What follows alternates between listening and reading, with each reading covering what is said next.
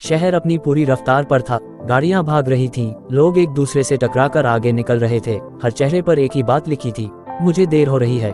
किसी के पास किसी को देखने का वक्त नहीं था, न ही किसी के पास किसी को सुनने का सब। उसी भीड़ में एक लड़का चल रहा था, नाम था हसन।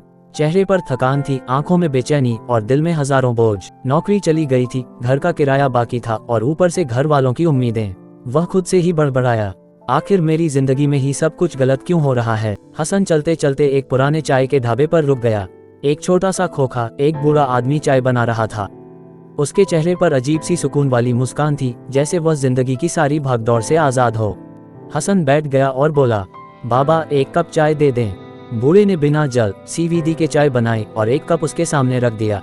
बूढ़े ने अचानक कहा, बेटा आज तुम्हारा दिल बहुत भारी लग रहा है।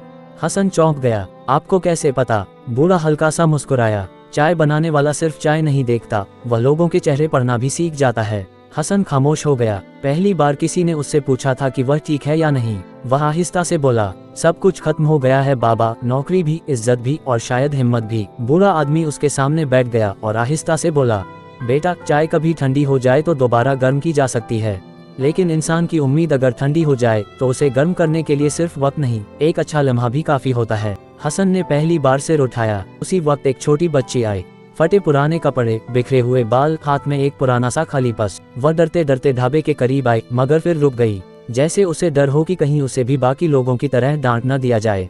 बूढ़े बाबा ने नरमी से पूछा, क्या हुआ बेटा? बच्ची की आंखें झुक गईं। वह आहिस्ता से बोली, चाचा मुझे बहुत भूख लगी है, मेरे पास पैसे नहीं हैं। ये कहते कहते उसकी आवाज भर्रा गई। हसन खामोशी से ये सब देख रहा था। उसने सोचा, अब बाबा उसे मना कर देंगे, क्योंकि दुनिया में मुफ्त में कौन किसी को कुछ देता है। मगर अगले ही लम्हे बाबा ने गरम गरम समोसा प्लेट में रखा, चाय का कप भरा और बच्ची के सामने रख दिया। जा बेटा पहले खा ले, पैसे बाद में दे देना। बच्ची ने हैरत से बाबा को देखा। सच? बाबा मुस्कुराए, हाँ बेटा, भूख का कोई कर्ज नहीं होता। ये सुनकर बच्ची की आंखों में आंसू आ गए। वह जल्दी जल्दी खाने लगी, जैसे कई दिनों से भूखी हो। हसन के दिल में अजीब सी कसक उठी। कुछ देर बाद बच्ची ने अपने खाली पर्स में हाथ डाला और एक टूटी हुई प्लास्टिक की गुड़िया निकाली। वह गुड़िया बाबा की तरफ बढ़ाते हुए बोली, चाचा मेरे पास पैसे तो नहीं, यह मेरी सबसे पसंदीदा गुड़िया है, आप ये रख लीजिए। ये सुनकर हसन की आंखें नम हो गईं। बाबा कुछ लम्हों तक खामोश रहे, फिर उन्होंने गुड़िया वापस बच्ची के हाथ में रख दी और बोले, बेटा जब इंसान के पास कुछ न हो और फिर भी वह अपना सबसे कीमती खिलौना देने लगे तो समझ लो वह दुनिया का सबसे अमीर इंसान है। बच्ची मुस्कुरा दी। वह गुड़िया सीने से लगाकर दौड़ती हुई चली गई। हसन देर तक उसे जाता हुआ देखता रहा और पहली बार उसे महसूस हुआ कि शायद दौलत पैसों में नहीं, दिल में होती है। हसन ये सब देख रहा था, उसके दिल में एक अजीब सी कैफियत पैदा हुई। वह बोला, बाबा आपको डर नहीं लगता लोग फायदा उठाएंगे? बूढ़े ने हंसते हुए कहा, अगर दिल बंद कर लोगे तो फायदा कोई नहीं उठाएगा, लेकिन मुस्कुराहट भी कभी नहीं मिलेगी। ये जुमला हसन के दिल में कहीं गहरा उतर गया। चाय खत्म हो चुकी थी, शाम होने लगी थी, रोशनी मध्यम हो रही थी। हसन उठने लगा, लेकिन वह रुका और बोला, बाबा आपकी जिंदगी में कुछ है भी या सिर्फ दूसरों को देते रहते हो? बूढ़े ने दूर आसमान की तरफ देखा और कहा, एक वक्त था जब मेरे पास सब कुछ था, नौकरी, घर, परिवार। वह थोड़ा खामोश हुआ, फिर एक हादसा हुआ, सब कुछ खत्म हो गया, बस ये ढाबा बच गया। हसन खामोश था। बूढ़ा मुस्कुराया, लेकिन मैंने एक चीज नहीं खोई, लोगों को सुकून देने की आदत। हसन ने जेब से कुछ पैसे निकाले और रख दिए। बाबा ये चाय के पैसे नहीं, यह उस मुस्कुराहट के हैं जो आपने आज मुझे दी। बूढ़ा हंस पड़ा, मुस्कुराहट कभी बेची नहीं जाती बेटा।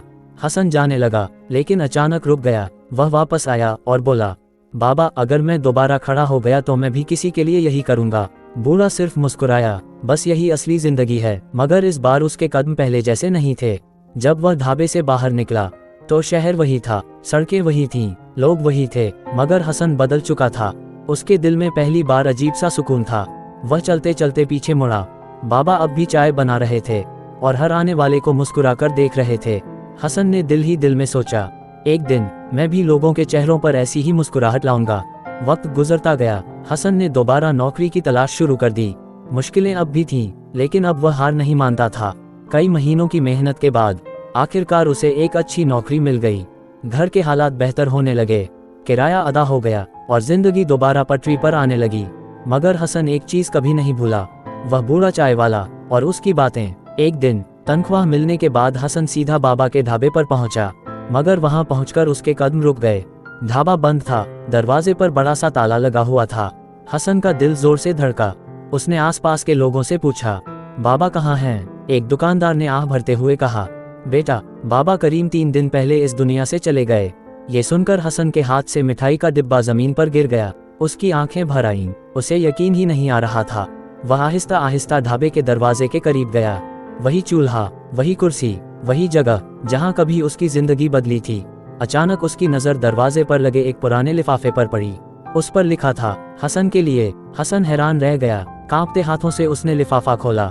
अंदर एक छोटा सा खत था, बाबा की लिखी हुई आखिरी तहरीर।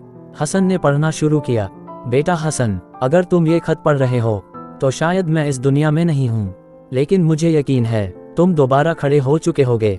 याद रखना, जिंदगी का असली मकसद कामयाब होना नहीं, बल्कि किसी गिरे हुए इंसान को उठाना है। अगर कभी मेरे लिए कुछ करना चाहो तो मेरे ढाबे पर फूल मत लाना, किसी उदास इंसान के चेहरे पर मुस्कुराहट ले आना, वही मेरी फातिहा होगी। खत खत्म होते ही हसन फूट फूट कर रोने लगा, क्योंकि आज उसने सिर्फ एक इंसान नहीं खोया था, उसने अपने दिल का सबसे खूबसूरत हिस्सा खो दिया था।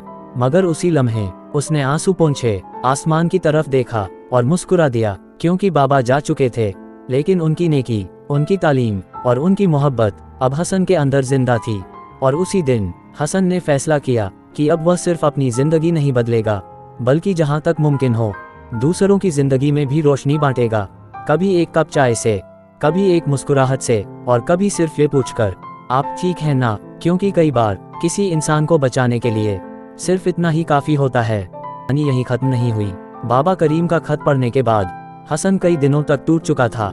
एक रात ऑफिस से घर लौटते वक्त अचानक एक तेज रफ्तार ट्रक उसकी बाइक से टकरा गया। सब कुछ अंधेरा हो गया। जब हसन की आंख खुली, वह अस्पताल के बिस्तर पर था। डॉक्टरों ने बताया उसके सिर पर गहरी चोट लगी है। हसन बहुत सी बातें भूल चुका था। उसे अपने ऑफिस के लोग याद नहीं थे, कुछ रिश्तेदार भी याद नहीं थे, लेकिन हैरानी की बात यह थी, उसे एक बात आज भी साफ याद थी, बाबा करीम की आवाज, किसी उदास इंसान के चेहरे पर मुस्कुराहट ले आना। दिन बीतते गए। हसन जब भी किसी दुखी इंसान को देखता, उसका दिल बेचैन हो जाता, जैसे कोई अंदर से उसे पुकार रहा हो। एक दिन अस्पताल के बाहर उसने एक रोते हुए छोटे बच्चे को देखा।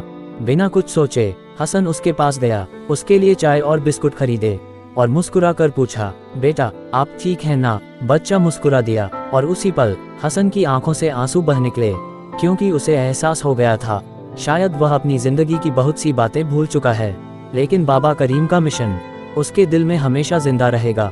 कुछ महीने गुजर गए। उसी शहर की एक गली में एक छोटा सा मुफ्त चाय पॉइंट खुल गया था। दरवाजे पर एक बोर्ड लगा था, अगर आपके दिल में बोझ है तो चाय मुफ्त है दिल। हर रोज वहां दर्जनों लोग आते, कोई बेरोजगार, कोई परेशान, कोई अकेला, और एक नौजवान हर एक को चाय के साथ मुस्कुराहट भी देता। वह नौजवान हसन था। एक दिन बारिश हल्की हल्की बरस रही थी। हसन हमेशा की तरह चाय बना रहा था कि अचानक एक कमजोर सा बूढ़ा शख्स वहां आया। सफेद दाढ़ी, झुर्रियों भरा चेहरा और वही पुरानी मुस्कुराहट। हसन कुछ लम्हों के लिए साकित रह गया। बाबा, आप? बूढ़ा मुस्कुराया। क्यों बेटा, भूल गए? हसन की आंखें नम हो गईं। वह फौरन आगे बढ़ा और बाबा को गले लगा लिया। बाबा ने इर्द गिर्द देखा। वहां कई लोग बैठे चाय पी रहे थे। कई लोगों के चेहरों पर सुकून था, कई हंस रहे थे, कई अपने दुख भूल चुके थे। बाबा ने आहिस्ता से पूछा, ये सब क्या है? हसन की आंखों में चमक आ गई। वह बोला, बाबा, उस दिन आपने मुझे सिर्फ एक कप चाय नहीं दी थी, आपने मुझे जीने की वजह दी थी। हसन ने सामने बैठे लोगों की तरफ इशारा किया। ये सब लोग कभी न कभी मेरी तरह टूट चुके थे। मैंने सोचा, अगर एक कप चाय मेरी जिंदगी बदल सकती है तो शायद किसी और की भी बदल सकती है। ये सुनकर बाबा की आंखों में आंसू आ गए। वह खामोशी से कुर्सी पर बैठ गए और बोले, बेटा, आज तुमने चाय नहीं बनाई, तुमने उम्मीद बांटी है। इतने में एक छोटा बच्चा दौड़ता हुआ आया। उसके हाथ में कुछ सिक्के थे। वह बोला, भैया, मेरे पास सिर्फ इतने पैसे हैं। हसन मुस्कुराया, बिल्कुल वैसे ही जैसे कभी बाबा मुस्कुराए थे। उसने बच्चे के हाथ बंद कर दिए और कहा, बेटा, यहाँ पैसे नहीं, सिर्फ मुस्कुराहट चलती है। ये सुनकर बाबा के आंसू निकल गए, क्योंकि आज उनके एक छोटे से एहसान ने एक नई दुनिया बना दी थी। हसन ने जेब से एक पुराना कप निकाला, वही कप जिसमें बरसों पहले बाबा ने उसे चाय दी थी। उस कप को देखकर बाबा की आंखें भर आईं। हसन बोला, बाबा, ये कप मैंने आज तक संभाल कर रखा है, क्योंकि इसी कप में मुझे उम्मीद मिली थी। कुछ लम्हे खामोशी रही, फिर बाबा ने आसमान की तरफ देखा और मुस्कुरा कर कहा, या अल्लाह, अगर नेकी वाकई वापस लौटती है तो आज मैंने उसे अपनी आंखों से देख लिया। नीचे लोग चाय पी रहे हैं, हंस रहे हैं और एक बोर्ड नजर आता है, दिल एक कप चाय। किसी की पूरी जिंदगी बदल सकती है। दुनिया में सबसे अमीर इंसान वह नहीं जिसके पास सब कुछ हो, बल्कि वह है जिसकी वजह से किसी और के चेहरे पर मुस्कुराहट आ जाए। Truth behind tears. एक कप चाय ने हसन की जिंदगी बदली और हसन की एक मुस्कुराहट ने कई जिंदगियां बदल दी। अगर यह कहानी आपके दिल को छू गई हो तो आज किसी एक इंसान के चेहरे पर मुस्कुराहट जरूर ले आइए। चैनल को लाइक, शेयर और सब्सक्राइब करना मत भूलिएगा। आपको कहानी कैसी लगी कमेंट में जरूर बताइएगा।